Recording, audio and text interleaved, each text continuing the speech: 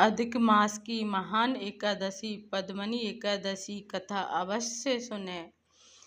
पद्मनी एकादशी की संपूर्ण कथा। नमस्कार भक्तों, जय श्री हरि। आज हम पद्मनी एकादशी व्रत कथा सुनने जा रहे हैं।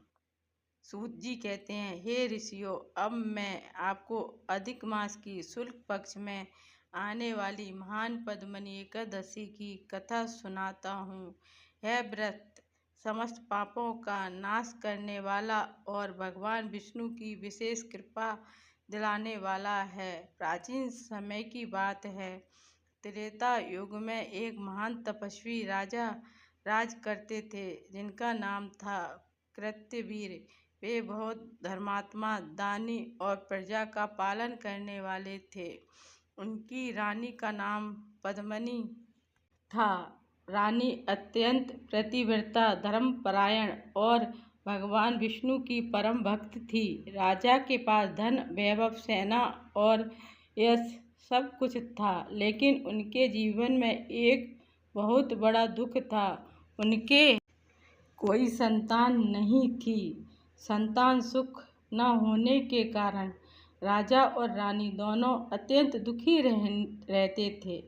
राजा ने संतान प्राप्ति के लिए अनेक यज्ञ किए, दान किए, ब्राह्मणों को भोजन कराया, लेकिन उन्हें कोई फल प्राप्त नहीं हुआ। धीरे धीरे राजा का मन संसार से विरक्त होने लगा।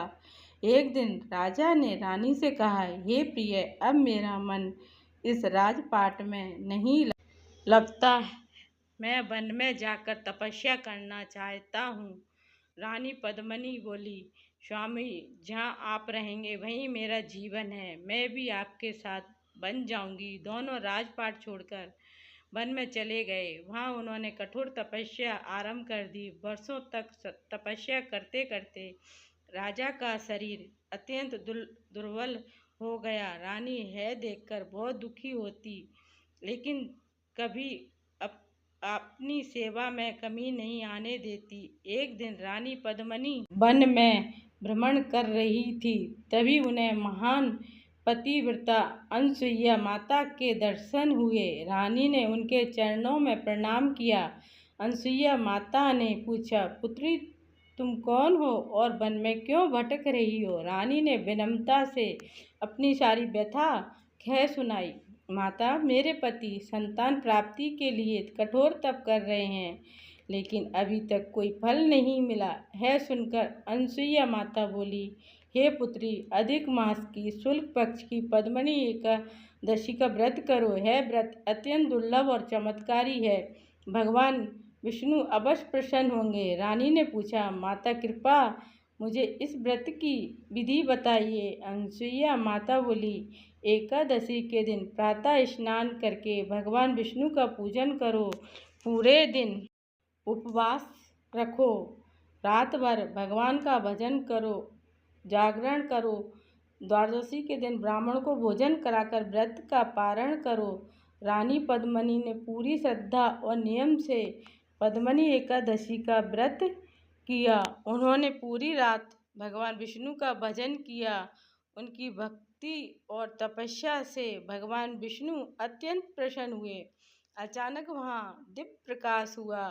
भगवान विष्णु गरुड़ पर विराजमान होकर प्रकट हुए। भगवान बोले, हे देवी पद्मनी, मैं तुम्हारी भक्ति से अत्यंत प्रसन्न हूँ, वर मांगो। रानी ने हाथ जोड़कर कहा, प्रभु, यदि आप मुझ पर प्रसन्न हैं तो मेरे पति को संतान सुख प्राप्त करें। भगवान विष्णु बोले, तथास्तु।